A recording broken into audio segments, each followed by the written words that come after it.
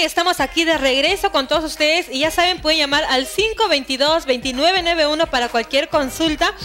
Y ahora estamos con el doctor Walter Dávila y él nos trae este tema tan importante que a veces puede pasar en casa, a nosotros mismos o a alguien que está cerca también, el tema de la soledad. Doctor, buenos días. Doctor. Buenos días, mi estimado amigo Manuel, Karen, siempre acá dispuesto para las preguntas que ustedes quieran hacer con respecto en este caso de la soledad. La soledad, ¿qué tan importante y cuáles son los problemas que nos puede traer una persona que se sienta, porque a veces es un tema de pareja, ¿no? Piensan que cuando le dejan sola, se pierden, tal vez piensan que ya está todo perdido, que ya no pueden hacer más, y son mujeres frustradas o también hombres, ¿no? ¿Qué solución se le puede dar? Yo pienso de que es diferente estar solo y sentirse solo. El estar solo es normal, por ejemplo, hay momentos que uno está solo, en ese momento lo puede aprovechar positivamente. Todos estamos solos en algún momento. Claro, podemos meditar, podemos dedicarnos a otras actividades, podemos conectarnos con nosotros mismos, un momento de reflexión, de análisis, un momento en que uno comienza a analizar las cosas buenas que está haciendo y las cosas que todavía le faltan. Entonces, el estar solo es normal. Pero normalmente las personas que tienen una pareja o no pueden estar solos si es que no tiene a alguien a su lado. Porque es como, dicen, no, yo no puedo terminar con él por más que me maltrate y todo porque me voy a quedar sola. Una cosa es sentirse solo, ¿ves? Una cosa es el sentimiento. Ya el sentimiento es diferente al estar solo.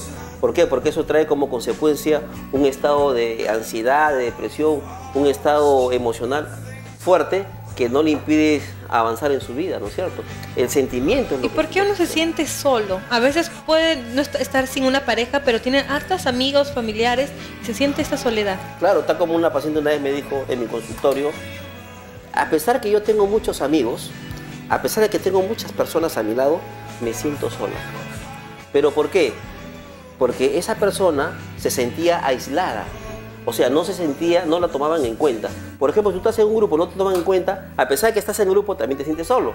O sea, no te toman en cuenta en el grupo, tú no opinas, te ignoran, no tienes ese grado de pertenencia porque nosotros somos seres sociales. Y como somos eminentemente sociales, constantemente tenemos que estar en sociedad.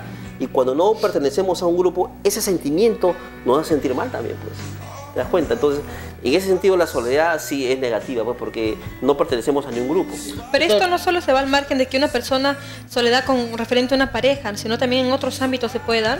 Claro, la soledad se da en general. Pero doctor, ¿qué consecuencias nos trae a la persona que se siente solo? Y la verdad, quiere saber por qué se siente solo, por más que, como decía Karen, tengo amistades, tengo muchos amigos, familia, pero me aíslo.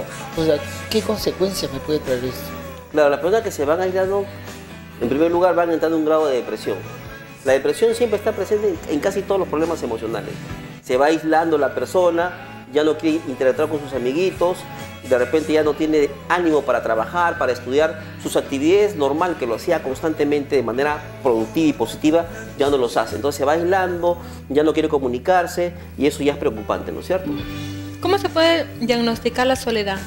Bueno, la soledad se puede diagnosticar, en primer lugar, algunos tics importantes, ¿no? Por ejemplo, una persona que ya no quiere interactuar con las demás personas, me está diciendo que hay un problema. Una persona, por ejemplo, que tiene baja autoestima y no quiere conversar con las demás personas, también tiene problemas de soledad. Una persona, por ejemplo, que tiene de repente vergüenza a conversar porque de repente tiene un complejo de inferioridad, se siente menos que las demás personas porque también tiene que ver eso. Te cuento un caso particular, también la parte física, ¿no? Bien. Llega mi paciente de 18 años con estado de depresión profunda, ¿no? Su madre me decía que lo había llevado a psicólogos, inclusive a psiquiatras, y no lo curaban. Y el chico se sentía mal y no quería interactuar con los demás compañeros. Entonces ese era un caso muy especial y un caso muy difícil. Entonces, ¿cómo lo podía resolver? Yo pensando qué hacer, ¿no?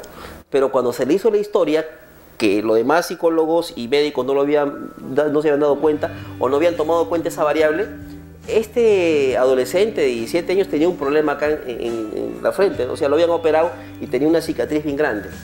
¿De acuerdo? Esa cicatriz que tenía acá en la frente le daba a él vergüenza, o sea, conversar con chicas. Él decía, porque su mamá decía, va a la academia para postular a la universidad, pero no entra. Y se va al videojuego, se va al internet y se olvida. Entonces decía, ¿por qué?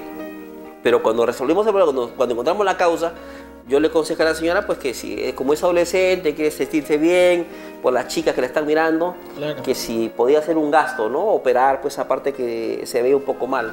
Parece mentira, pero cuando se operó esa parte, ahora está bien.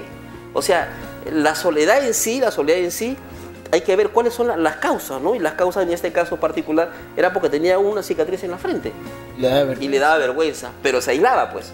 O sea, ella no quería salir, no quería estudiar. Por un defecto físico también puede darse, Por entonces, supuesto, ¿no? porque se siente mal, pues entonces también está relacionado con su autoestima, ¿no? Con la vergüenza que tenía como adolescente, ves todos sus compañeros que conversan con la chica y entra una chica y ¡pum!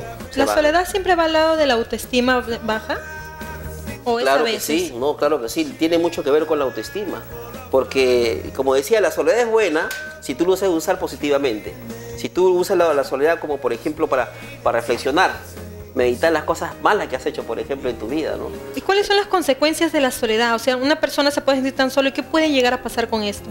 Allá, en caso más extremo, puede llegar a la muerte, puede pensar en la muerte, porque como consecuencia trae la depresión. Y sabemos que la depresión es un estado de tristeza profunda, donde hay sentimientos cognitivos, conductuales, sentimientos físicos, emocionales, problemas de los sistemas nerviosos que está alterado, entonces pues, lo puede llevar a la muerte, al suicidio, y eso es peligroso. Hablamos siempre de soledad y hablamos de que puede ser por muchos factores, pero también puede ser por un tema traumático, por los padres mismos, por un tema de formación.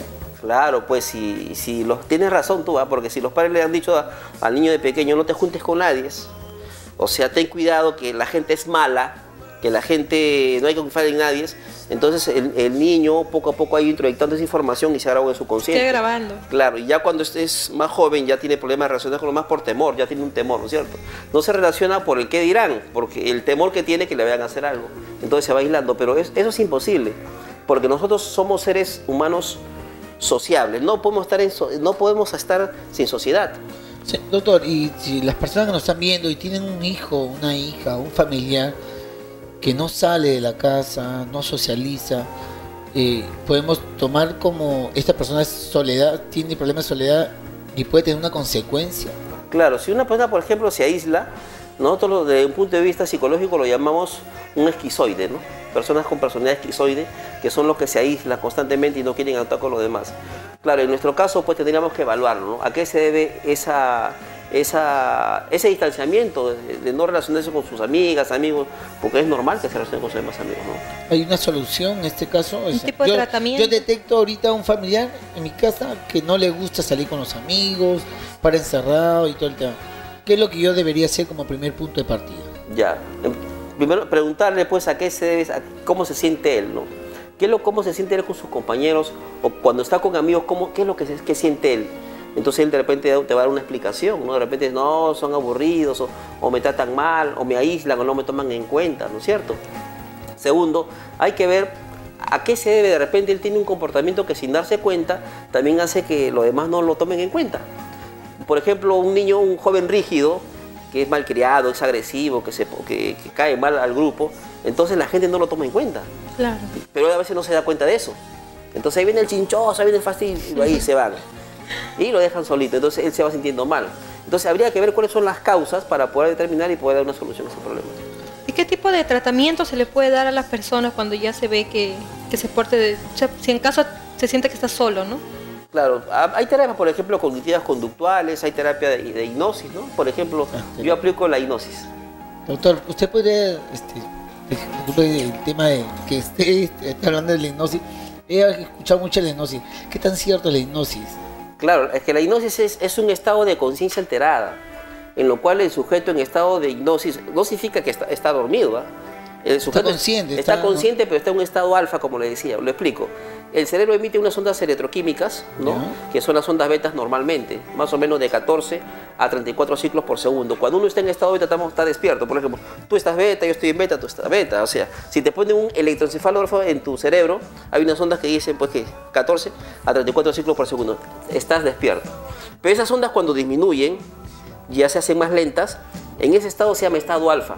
Ese estado de trance, de superconcentración, un estado de focalización, estado especial de conciencia. En ese estado, el subconsciente se abre. ¿Pero para qué se abre? Para que ingrese información y también sale información. En ese estado yo trabajo, ¿no? ¿Para qué? Para reprogramar la mente. con las terapias de programación neurolingüística, etcétera.